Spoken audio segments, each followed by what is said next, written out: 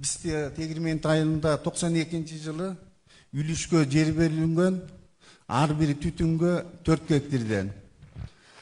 Ошол убакта биздин айыл башчыбыз Тыналиев Чынарбек, мына бул жерде отурат азыр. Ошол киши 17 жыл айыл башчы болуп иштеди.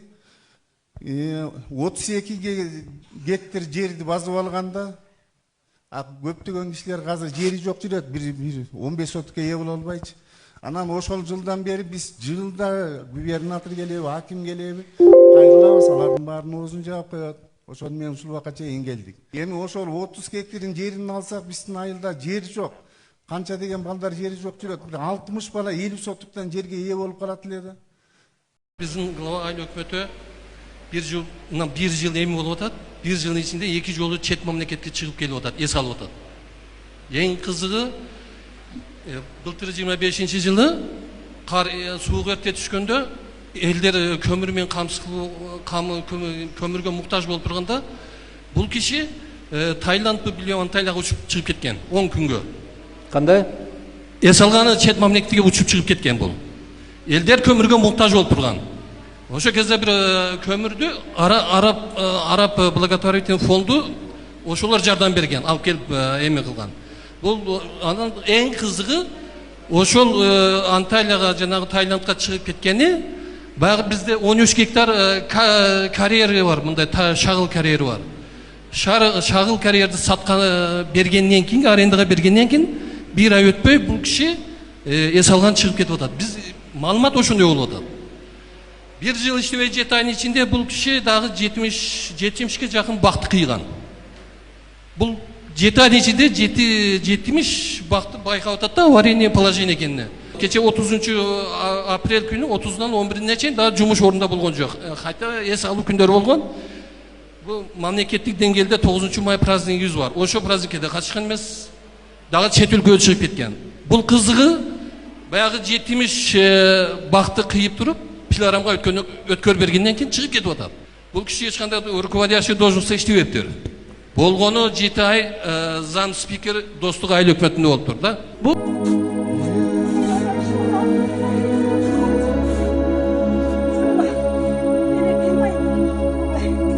Кымбаттуу кыргыз элим, неберем 15 жашта. 10 жашынан бери эпилепсия оорусуна кабылып, ошондон бери алып барбаган жерибиз калган жок. Турция мамлекетине алып барып дарыгерлерге көрсөтсөк, башында киста бар дейт. Аутологиялык өзөк клеткасын трансплантациялоо, жөнгө салуу керектигин айтышты. 30 000 АКШ доллары керектелет экен. Ага каражатыбыз жетпейт. Мамасы болсо Турция мамлекетине иштеп кетти, ошо каражат табам деп. Айланайын кыргыз элим, колуңардан келсе жардамыңыздарды берип коюңуздарды суранамын. Ушу кызымдын, небере кызымдын өмүрүн сактап калууга чоң мүмкүнчүлүк берип коюңуздар. Бул киши бизде местный кеңештин депутаты болот. Мен келгенде биринчи жакшы келген. Чырайыңар да майтамат экен, силерди көрсө эркек таят, анан эмне деп. Анан мен кандай болуп келген мен деле билем. Анда ошондон кийин эле мен заявление жазгам. Биякта начальник РОВД бар болуш керек. Домогательство жазайын деп аяп койгом. Анан өзүндө 15 кишиден ашыкпы үйүндө пропискада турат. Давлатовдор жана эмеде сүрүлгөндөр көп да негизи. Анан личный неприязнь болуп эле. Эми хорошо, ал личный приязньди өзүңөр кармагыла. Берге анын кереги жок. Кызмат боюнча эгерде күнөөлөрү болсо, сиз айткан азыр жүйөлүү себептердин баары такталган болсо, анда мыйзам алдында жоопко тартылат. Бул биринчи. Экинчиден, сиз дагы ушул айткан сөздөрүңүздүн дагы ар бир айткан сөзүңүз үстүн дагы сиз дагы жооп беришиңиз керек. Так болсо, аны тактап беребиз. Үчүнчү микрофон. Саламатсыздарбы, Садыр Нуркожоевич, саламатсыздарбы кыргыз элим. Мен бул жака конок болуп келип калдым эле. Өзүмдүн районуму өзүмдө баштайын. Көйгөйдү айта берсек көп, ыраазы болуп да үйрөнөлү. 30 жылдан бери болбогон бир да президент Атыңызды айтып койсоңуз. Райбекова Топчугүл Кылычбековна. Эми эл ыраазы болуп үйрөнөлү. Болуп аткан жакшылыктарды сезе билели. Анан мен өзүмүн районумдун көйгөйүн өзүбүз да айтам, мени жеке кабыл алууңузду суранам, Садыр Нуркожоевич. Мамлекеттик деңгээлде кабыл ала турган маселелер боюнча. Рахмат, Жазылыңыз, барыңыз. уақытым болгондо кабыл алам. Сизге жазылдым. Менин атым Рахат, Баятов айылынан келдим. Мүмкүнчүлүгү чектелген балдардын апасы катарында келдим. Бул Актала жеркесинде Баятов айылына мүмкүнчүлүгү чектелген балдар үчүн атайын реабилитаттык центр ачып берип, колдооңузду өтүнөт элем. Реабилитациялык борборлор боюнча мына былтыркы жылы министрликтин колдоосу менен 14 борбор ачтык убактылуу. Быйыл салып баштадык. Муниципалдык кылып Нарын шаарына бирди салып атабыз. Кийинки жылдары Кудай буйрса ар бир райцентрга, айылдарга эмес, райцентрларга биз салып беребиз. Эгер мүмкүн болсо бизде здание бар, ал жерде балдар Билебиз, окутулат. билебиз. Бирок ошол зданиянын 5 мүнөттүк убактыңызды бөлүп көрүп беришиңизди өтүнөт Мен билем, келип кеткем. Бир нече жол келип кеткем. Аким менен биргеликте анын кадры бар, тамак ашын чечиш керек, жана башкаларын чечип атабыз. Макул, биз жардам, мен эсиме алып жазып койдум, жардам берем мен. Акча каражат жагы керек экен буларга, мен жардам берем, макул. Экинчи микрофон. Саламатсызбы, Садыр Нуркожоевич, биз Тоголок Молда аймагынын айылык кеңешинин депутатымын. Жаңы Талап айылынын тургуну болом. Атым Талайбек. Биздин сурайт турчубуз айтып өтүп кеттиңиз, жаңы эле спорт комплекс 6 жылдан бери салынат деп губернатор айтып эле келатат. 6 жылдан бери эчтеке курулбай, өздүк салымы салынган, проекттин долбоору, сметасы бүткөн. Ошо боюнча акчасы каралбайт, сметасы ошо бойдон эле жатат. Бул биринчи суроом. Экинчи суроом, ошо жашоочуларга жер трансформациялап берсеңиз, ошо жердеги 12 миңден ашык калк жашайт. Ошол 12 миң калктын балдарынын баары азыр арга жерде турак жай сала албай, ошонун артынан ар кайсы жерде жүрүшөт. Балдардын баары миграцияга чыгып кетишкен. Үчүнчүсү, ушул банктар боюнча ар бир жарандар банктардан кредиттерди алат экен, майда чүйдө чарбалык иштери боюнча бир нерселерди алат экен, дагы анан бир аз мүмкүнчүлүгү болбой калып, кечигип калган болсо, ошону чорнуйга салып коет экен. Ал чорнуйга салып койгондо бир 10 жыл, 6 жыл, 7 жылдан 10 жылга чейин кредиттер берилбейт экен. Ал өз ара иш кыла албайт, эчтеке кыла албайт, же ипотекага, тамга кандайдыр бир маселелерин чече албай, ошол жээкте калып кетип атат да, карапайым эле жарандарыбыз. Ошол боюнча чечип берип койсоңуз. Биздин спорт комплексти дагы болду, түшүнүктүү. Биринчи 3 маселени айтпадым мен. Спорт комплекс боюнча муну карап көрөбүз, карап көргүлө. Биринчи мектеп, бала бакчаларды бүтүрүп алалы, андан кийин аны спорт комплекске да өтөбүз. Райцентр, рай борборлорго, кичи шаарларга, областтын борборлоруна салып атабыз биз. Анан эми айылга, Жаңы Талай айылдан турбайсызбы, Талайбек мырза, туурабы? Бул боюнча карайбыз. Жер трансформация боюнча. Ошо айылга сурап атасыңарбы, айылга деп. Айылдарга мындай да, эми мындан ары жер там салганга уруксат бербейли. Муну эми бардык эл 99 эмес 100% түшүнүшүңүздөр керек. Мына мен жана айтып өтпөдүмбү, жер тар бизде деп. Улам барган сайын тарып баратат. Мына 7,5 миллионго жеттик. Дагы бир 10 жылдан кийин бир 10 миллиондон ашабыз мисалы. Жылына 150 баладан кем эмес бала төрөлүп атат. Жана мектептерди, бала бакчаларды да беребиз, жер бекер беребиз, частныйды да салгыла деп атпайбызбы? Ошол мамлекетке жардам болот, бюджетке жардам болот да. Биз ошон үчүн айтып атабыз. Мурда биз 3 жылдан бери, 4 жылдан бери Ош, Бишкек, анан облус центрларга ипотеканын үйлөрүн массалык түрдө салып атканбыз. Азыр эми аларды азайттык дагы, рай борборлорго, анан айылдарга өтүп атабыз.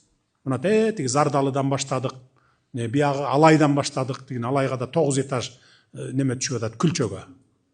Аларда отурат, 60 жашка чыктым, ушул 5 уктасам түшүмө кирбейт эле, ушул күлчөгө 9 этаж үйлөр курулат деп. Заман ошону талап кылып атат. Ошон үчүн трансформация кылып беребиз, бирок мындай жер эмес, жер там салганга эмес. Эң болбогондо 5 этаж үй болсо да ошо айылга салып берели. Мына айылдарга 5 этаж үйлөргө өтүп атабыз. Бүтүндөй мына өнүккөн өлкөлөр деп айтабыз го, 30 жылдан бери Европаны мисал кылабыз. Биз деле ошондой жетели, аларда деле айылдарында 5 этаж, 9 этаж үйлөрү турат, жашап атат сопсон деле. Жерлерин сактап калып, мисалы Германияга барсаңыз, айылдарында бийик кабат үйлөр турат. Жерлери жапжашыл болуп, сонун кылып иштетип атат. Биз өзүбүз көп продукция менен, мисалы 9 түрү болсо, ошонун 6 менен камсыз кылганга мына эми араң жеттик. Болбосо мурда баарын импорт кылат элек. А буудайды эми өмүр бою биз өзүбүздү камсыз кыла албайбыз. Азыр мына бүгүнкү күндө мен келгенде 60%-ын сатып алчубуз тыштан. Азыр андан да көбөйүп баратабыз. Улам элибиз өскөн сайын. Жер жок, буудай көп айдалбайт, ошон үчүн Россия менен Казакстандан сатып алабыз. Бул эми мен келечек жөнүндө айтып атам, ошон үчүн айылдарда дагы, мисалы айылдарда деле жок да азыр жерлер, туурабы? Аны үчүн ошол айдоо жерди, же болбосо бигил айыл өкмөткө тиешелүү ФПСтин жерин алып туруп анан трансформация кылып анан мен үй сал деп беришибиз керек, туурабы? Улам барган сайын жерибиз тарыла берет, элибиз көбөйө берет, анан кийин анан эми жаман айтпай жакшы жок. Кокус ушул чөлкөмдө бир катастрофа болуп кетсе, ошо менен ачка калабыз да. Ошон үчүн биз келечек муунду да ойлойлу да. Биз өтүп кетебиз, дагы Кудай канча жаш бергенин ким билет, ушу залда отурганыбыздын баары. Бирок келечек муунду дагы ошону кам көрүп кетели да ошолорго дагы. Банктар боюнча, азыр банктар боюнча. Эми сиздин эмеңиз эми туура эмес да, претензияңыз. Кредит деп эле алып туруп, анан той өткөрүп ийгендер бар да, той жасап ийгендер. Аны кредит ал деген алгандан кийин акча жасайт да, туйт. Анан процентин төг албай калса, анан чорныйга киргизип коет экен дейсиң, эмне кылыш керек анан банк? А мен деп эле бесконечно бере берсе, банктар банкрот болуп калат да. Ал жагында ойлонушуңар керек да. Анан кредит алган киши биринчи пландаштырып алыш керек. Мен 1 миллион сом алсам, ушуну мен кантип күрөтөтөм, ошону айландырамын. Анан кантип могу процентин жабам, 18%, анан кантип өзүмө канча процент түшүрүп алам деп туруп, ошону алдын ала бизнес план түзүш керек. Мен мына мурдакы бизнесмен катары, 20 жыл бизнес менен жүргөн адам катары айтайын. Антпесең анан алып туруп, той өткөрүп коюп, анан убагы келгенде төг албай калбагандар эмне кыласың? Асмандан жаап келип, бирөө келип төгүп бербейт да сенин кредитиңди. Кредит алганда абайлаңыздар да. Бекер акчадай көрүп эле ала бербегиле. Анын кайра кайтаруучу мезгили болот, проценти деген болот. Садыр Нуркожоевич, Актала эли сизди келгениңизге баарыбыз сүйүнүп атабыз. Сизди келет деп 5 жыл күттүк. Анан эми мен айтканыңыз, мен 3 курултайды тең айтылды эле, терексай деп. Айтпа дедиңиз, айтпай эле коем, бирок 26-жылы баштатып берүүңүздү сизгеден суранабыз. Актала эли суу үчүн. Кайсын эле? Терексай. Канал. Доллар башталды да. Башталдыбы? Анан айтпайм, кыскартайын. Экинчи вопрос. ВПСтин жерин мурунку Бакыт Төрөбаев деген айыл өкмөтү жарымын 340 ВПСтин жери бар Теректе. Жарымын рапо алып алган. Анан ал рапосы алып алат дагы биздин мен дыйкан кооператив уюштурдум эле. Сеники жери көп экенде 13 гектар жерди алып 1 гектардан башка кишиге берип салды. Биз өнүгүүбүз чогулабызбы же тарайбызбы кайра? Мен ушуну айтайын дедим. Ошон үчүн мен сунушум ВПСтин жерин айыл өкмөткө гана сурап аткандан айыл өкмөткө берсин деген оюм бар. Бул бир. Экинчи, республика үчүн мен 77-ге чыктым. Кичине жүрөк ооруйт. Мо кардиологияга барганда 24-жылыга чейин үлгөтө бар эле. 70-тен ашкандарга анализ алганда 50% эле төлөйт деп. Ал эми 25-26 жылдар 2 жолу бардым.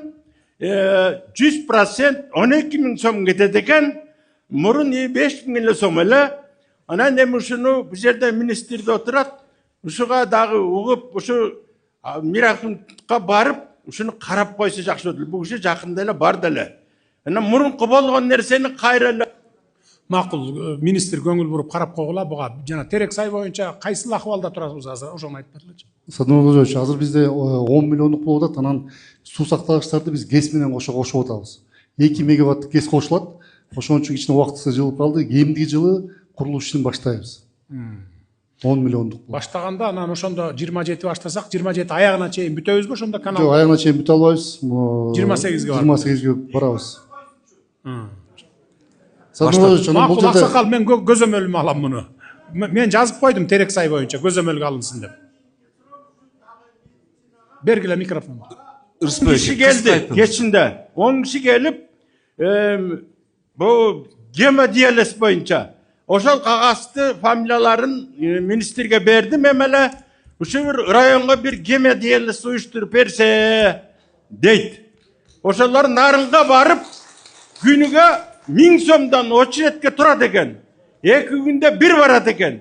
Анан эми ушуну жерге бир уюштуруп берсе деп азыр министрге кагаз бердим. Эми бул киши кандай табат билбейм, жаңы. Жооп бериңиз, мүмкүнбү бу жака уюштурганга? Садыр Нургалиевич, кече мен больницаны барып көргөм. Бул жерде таза суу маселеси бар экен. Таза суу больницада 2-4 тонна тегерегинде колдонот экен. Ошо өздөрүнө азыркы муктаждыктарына зорго жетет. Экинчиден септик. Септиктерди күн алыс эле толтурат экен. Гемодиализде эң маанилүүсү бул суу. Суу анан септик, тонналап суу керек. Ал суу чыгат дагы септикти толтурат. Ага дагы талап жооп бербейт. Үчүнчү талап, Кыргызстан боюнча 20 эле нефролог бар. Бул нефрологдордун көбү шаар жергелеринде.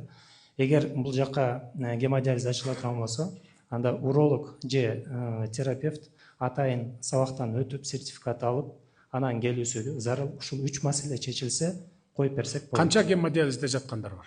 9 киши, 7 Бишкектен. Баятовдо 9 киши. Баятовдо 9. 7 мен тизмемде 9, 7 Бишкектен алат экен, 2 күн сайын Нарынга барып келет экен. 2 Нарынга барып келет. 7 Бишкекке көчүп кетиштир. Бишкекке көчүп кетип, Бишкектен алат экен. Түшүнүктүү. Эми түшүндүңүздөр да. Эми буган деле бара-бара жетебиз. Акталага да, бияка дагы гемодиализ койгонго. Биз эмеге жанакы жумгалган, по-моему, Кочкорго коюп берсек керек эле. Кочкорго коюлган. Бияка да жетебиз аксакал ага. Эми ушул боюнча мен как раз кеп козголуп калды. Бишкекте ошо бөйрөк алмаштыруу боюнча бекер оорукананы ачканбыз. Азыр түрктөр дагы жасайт, кыргыздар да жасайбыз, өзүбүз мамлекет. Мамлекеттен бөлүп беребиз акчаны. Бекер кылып. Мурда билесиздер, Туркияга, Индияга барып 50 000, 70 000 долларга алмаштырып келчүсүңөр. Донор бар учурда дагы береле болбогондо 45 000, 50 000 доллар берчү. Bir tuğan erişip barıp, anam böğrögünü almaştırsa da. Hazır biz Bişkek'te beker деп атабыз. Бүт бары бекер. Донор таап келсеңер, бекер кылып беребиз деп мамлекет жасап берет. Ошогон bir 7-8 000 доллардын акчасы эмеси кетет экен. Материалдары, дары-дармек, операция кылганы. Аны да біз мамлекеттен төлөп берип атабыз. Берели деп атабыз. Мына силерден бир тыйын чыкпайт, доноруңду алып кел дагы алмаштырып кет деп атабыз да. Анан ошону айтарым да эми. Bir tuğan деген бар, бала чака деген бар, донор болуп, мындай бир немеде жаткандарга, гемодиализде жаткандарга донор болуп берсеңиздер, жакшы болот эле да. Бул мамлекетке биринчиден bir тугандык милдетиңерди аткарган болот элеңер. Экинчиден мамлекетке да жеңил болот эле. Анткени ошо ар бир адам, азыр сиз 10 киши алып атат деп атпайсызбы бул жерден? Ар бирүүнө жылына 15 000 доллардан кем эмес акча коротуп атабыз мамлекет. Мына мамлекет материалдарын алып жана гемодиализди алганга расходуна мамлекет жумшап атабыз. Мурда ар бир гемодиализге 100 доллардан кем эмес акча төлөчүсүңөр. Туурабы же туура эмеспи? Мына ошонун баарын мамлекет мойнуна алдык. Анан мен келгенде 2800 гемодиализде жаткан адамдарыбыз бар эле. Азыр 4000ге чыгып кетти. Ошон үчүн суранат элек да баягы. Мен келгенде донорум бар, менин диге акча жагына жардам бериңиз, Турциядан барып алмаштырып келем, 50 000 кетет экен деп арыздангандар аябай көп болгон. Анан кой эми ушуларга жардам береличи, бекер кылалычы деп тургандан кийин уюштуруп туруп, мына эми келгиле доноруңарды алып келип алмаштыргыла десек, бир 55-60 кишиден ашпай койду. Мына 3 жыл болду. Анан донорум анан отказ берди, анан донорум кудуги туура эмес келип калды деген шылтоолорду айтып атышат да мына. Ошондуктан тез баягы донорлорду тапса алмаштырып ийсек, мамлекетке да эконом болот эле да. Бир 4-5 миллиард сомдун тегерегинде жылына кетип калып атат ушул. Только ушул гемодиализ алгандарга гана. Садыр Нургалиевич, бир нерсени ачыктап коеюн. Мен жана трансплантациядан мурда ар түрдүү анализдер алынат да. Кимдин тууганы туш келеби, туш келбейби, аны билбейбиз. Ошон үчүн ошол анализдер бул жеке өзү жарандардын каржысы менен кылынат. Анан эгер ал анализдерге майда чүйдө анализ тапшырат, экөөнүкү бири-бирине дал келеби, дал келбейби деген. Толугу менен бекер кылып берет, просто эл бул жагы бекер эле го деп мындай түшүнүксүз эмелер болот. Эми первоначально баягы ар кайсы жерге тапшырган анализдерге эми өзүлөрү төлөйт. Эми ал көп болсо бир 300 сом, 500 сом, 1000 сомго чейин болушу мүмкүн. А бирок 7,5 000, 8 000 кетет, туурабы бир эмеге. Только эми расходуна гана. 7,5 000 доллар. 7,5 000 доллар. Ошону мамлекет берип атабыз. Даярбыз бүгүн деле бергенге. Донор таап келсеңер, ме деп туруп төлөп беребиз 7,5 000 долларды. Бекер алмаштырып алып чыгып кетесиңер. Ага чейинки операцияга чейинки расходдор эми аны өзүңөр деле кылсаңар эми көп деле расход болбойт, ал оорчулугу жок. Рахмат. Бергилечи. Кыскартыңыз, Рысбек эке. Кыскартыңыз. Мен атым Рысбек Шығайып, ветеринармын. Сіз ветеринарларды жумгалдан жакшынакай мамлекетке өткөрүү боюнча айттыңыз. Ошон үчүн мен айтпаймын. Ушуну колдоп мамлекетке өткөрүп каминдин касмаликке өткөрүп берсеңиз 1-январдан баштап өткөрүп алабыз. 1-январдан менчиктер иштебейт. Рахмат. Министрге дагы айтканмын, ушуну баянкы мен айткан күндөн баштадыңар, баарын бүтүрүп иштердин баарын, иш чараларын 1-январдан баштап мамлекеттики кылып алгыла. Түшүнүктүү, жеке деген болбосун. Биз өзүбүз көзөмөлгө алалы ветеринарияны. Урматтуу Садыр Жапаров Нуркожоевич, мен сизден суранарым, мен 2-нчи группада инвалид балам бар, 4% менен социалдык ипотекага очередке туралы десек, үзгүлтүксүз стажы керек дейт. Балам азыр военный Антоновкада Кытайлардын кафель чыгарган заводунда иштеп атат балам. 2025 сентябрда иштеген, анан Кытай заводу кышында жабылып калат экен, декабрдын этегинде. Азыр кайра апрелден баштап жумушка кирди, балам иштеп атат. Канча эме алат, айлык акы алат? Айлыгы 34 000. 34 000 үйлөнгөнбү балам? Жок, бойдок. Анан ошо бияка айылга келсе ооруп калат. Шаарга барса жакшы болуп калат. Кайда турат? Квартирада турабы, шаарда, Бишкекте? Азыр ошонун жатаканасы бар экен, немесинен. Канча төлөйт ошого? Жатаканасы бекер азырынча. Анан айылга келсе ооруйт, анан ошол эки балам ооруп калат, шаардан ошо тамалсаңбы деп аракет кылып атат. Макул, берели, мисалы, төлөй алабы анан ошону? Ооба, төлөй алабыз. 15 000 сомдун тегерегинде айылга. Ошо бир комнатага айтсаңыз. Бирөө без очередке коюп берсеңиз эртерээк балам ошо арыз жазсын, ким, азамат? Мен тек катта бердим сиздерге, кат бердим. Жарайт, азыр балдар алып атат, жаныңызда. Залда ким кат берем деп турганыңар болсо, бияка бергиле, азыр чогултуп алып келип бияка коюп койгула, мен ала кетейин. 3-чү микрофон. Каттарын чогултуп алып келип койгулачы муяка. 1-чү микрофон. Исқақ Айбы, Баятуайлы, саламатсың Садыр балам, келишиң менен айланайын. Ишиң байсалдуу болсун, жолуң байсалдуу болуп, Кыргызстаныбыз өсүп өнүгө берсин. Менин эми айтайын дегеним, 2010 жылы менин кызым ушул Баятов нарын жолунда авария болгон. Ошондон бери 6 жолу чоң оор операция болду.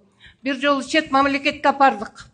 Ушунун баарын балдарым өздөрү каржылады. Анан ошо балам, кызым бияка келгенде, бияка деле аз эле алып келебиз, бияка келгенде баягы көп дары ичип атып, аллергичик болуп калган. Шаарга туруш керек болуп атат. Эми ушул 16 жылдан бери кызым экөөбүздү ошо балдарым, келиндерим багып атат.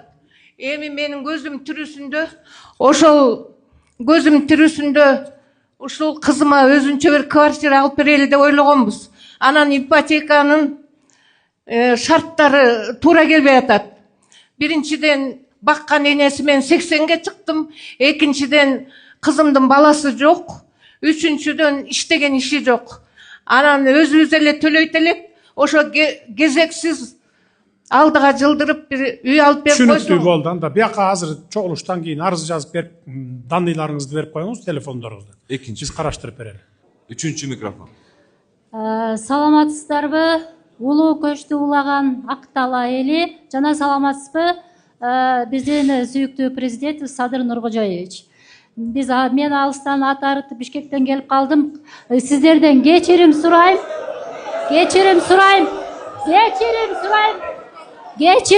Мен аябай олуттуу иш менен келип калдым. Крупный коррупция иши боюнча. Алдыгы эмеңизди, арызыңыздын баарын, кагазыңыздын баарын жок, мен сүйлөшүм керек. Мени эл күтүп атат Бишкекте. 1-чи микрофон.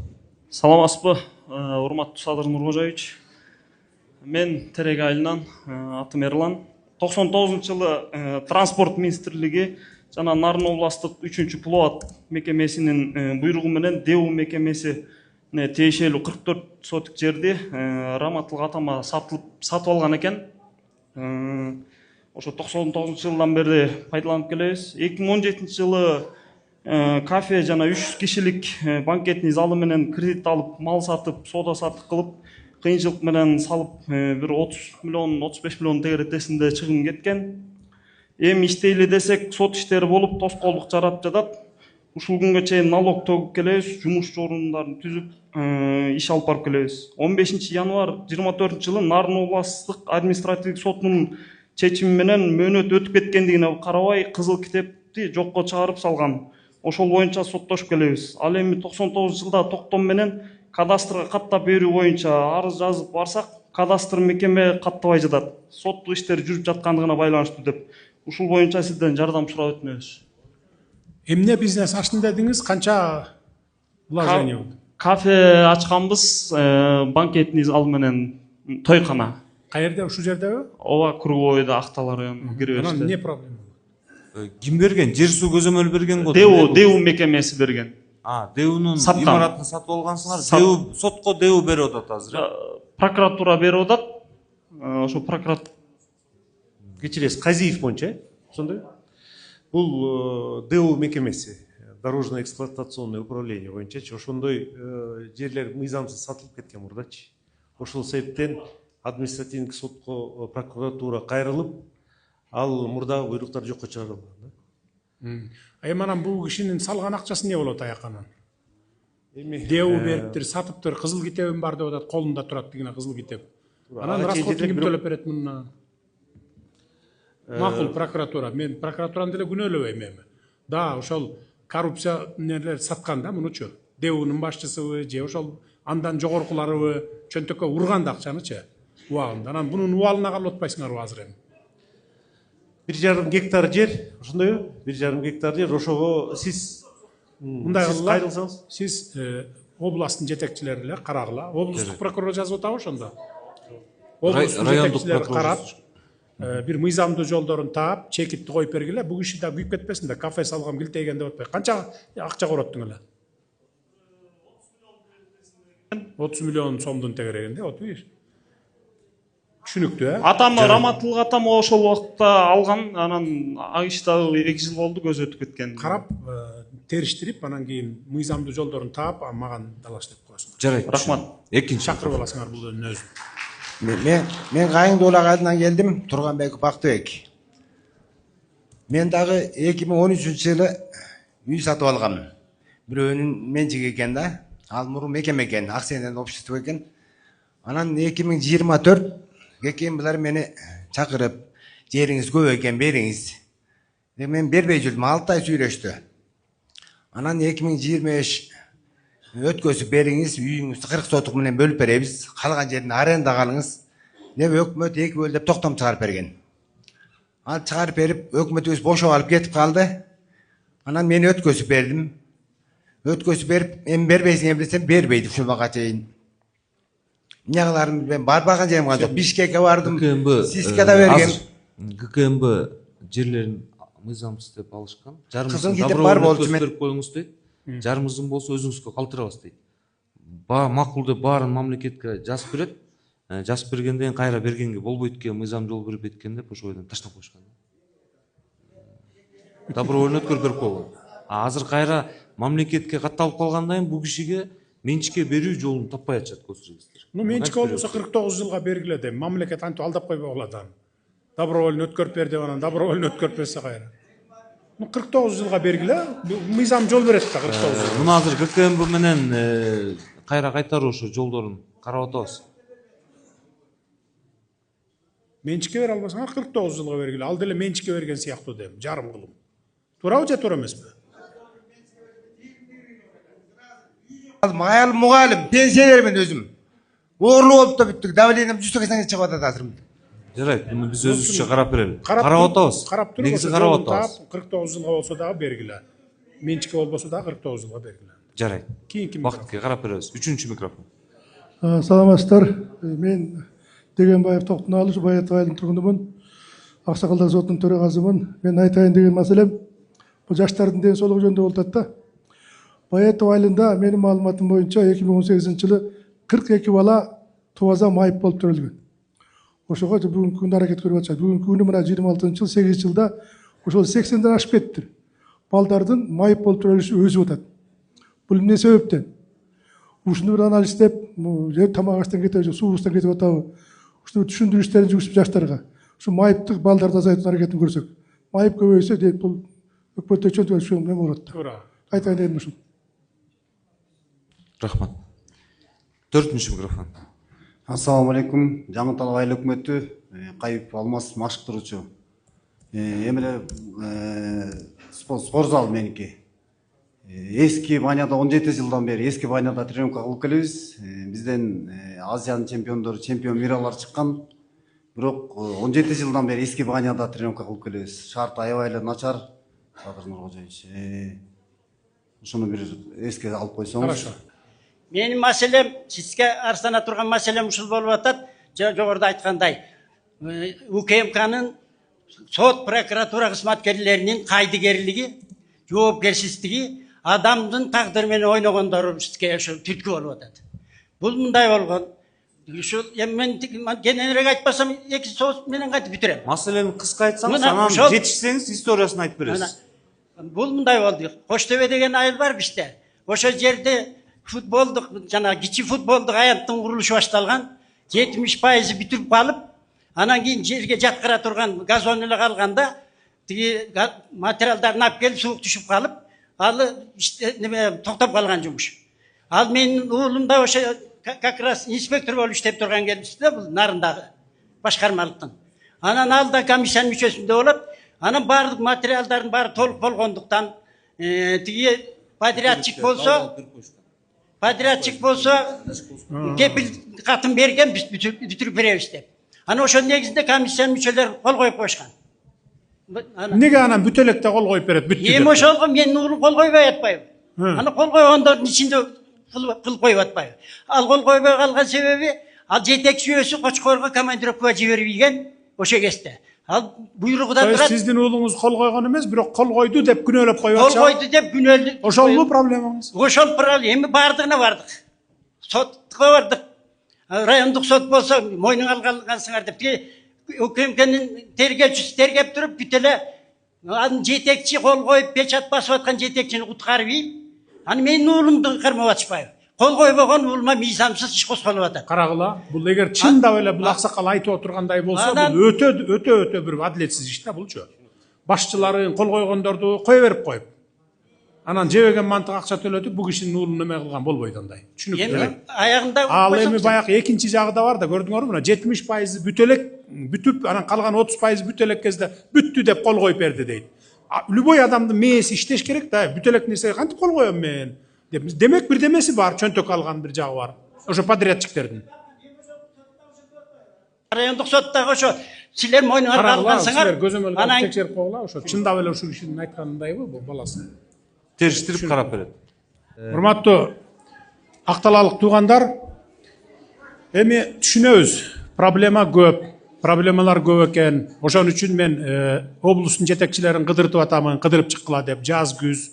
Азыр мына жазында кыдырып бүтүштү. Эми ноябрь, декабрларда дагы кыдырат, жылына 2 жолу кыдырып турат. Бүт жетекчилер, облус сот, областын прокурору, губернатор баштаган, район, айыл өкмөтүнүн жетекчилери ушундай проблемаларыңарды ошол жерден айтып турсаңар чечип турат. Чече албаганын мага жиберет, мен чечип турам. Мен дагы кыдырып турамын. Анан эми жакын араларда мен баарын чогултам дагы, буларга дагы тапшырманы коёмун. Именно ушундайларды өздөрү издеп ар кимиси прокуроруна тиешелүү ишти сот прокурору, сотко тиешелүүсүн соту, губернаторго тиешелүүсүн губернатор, аким, айыл өкмөттөргө бардыгын ушундай чечкиле деп. Эми тиги союз чачырагандан бери келаткан проблемалар көп экен. Жер талаш, анан камалып кеткен, анан соттолуп кеткен, анан адилетсиздик болгон дегендей. Үй талаш маселелери. Мындай көп элдин арасында көп экен. Мунун бардыгын уже алдыда келаткан дагы бир 5 жылдын ичинде чечебиз. Мына бул 5 жылдыкта не деген маселелерди чечтик? Экономикабыз слабый болуп тиги тышкы карызыбызды кантип кутулабыз, кокуй шакек иймектерибизди ортого таштайлы деп калдык белек 20-жылы. Туурабы же туура эмеспи? Азыр аны ойлогон кишилер да жок. Ойлогон киши жок. Келе мага мектеп, келе мага муну, келе мага спортзал деп атасыңарбы? Акчаны бөлүштүрүп мага деп 5-10 жылдан кийин муну да сурабай каласыңар. Чогулуш кылалы десе ага да келбей да каласыңар бир 10 жылдан кийин. Кудай буйурса дейли. Менин проблемам жок эле деп каласыңар да. Ошон үчүн эми мен азыр чогулуштан кийин тапшырма берем, мага немелерди чогултасыңар, тиешелүү адамдардын баарын. 7 губернатор, 2 Оштун мэрин, премьерди баш кылып, Верховный сот, ГКМБ, МВД, прокуратура, генпрокурор барын тең. Анан областтын жетекчилерин кошуп туруп. Баарына мындай тапшырма бербесе, булар бири-бирине шылтап эле жүрө берет экен да, иши сотто экен, анан прокуратурада экен, анан тигил чечет экен деп эле жүрө беришиптир да булар. Эми бул акыркы жолугушуу эмес, Кудай буйрса дагы келип кетип турам. Кийинки жолугушууга чейин саламатта болуңуздар анда.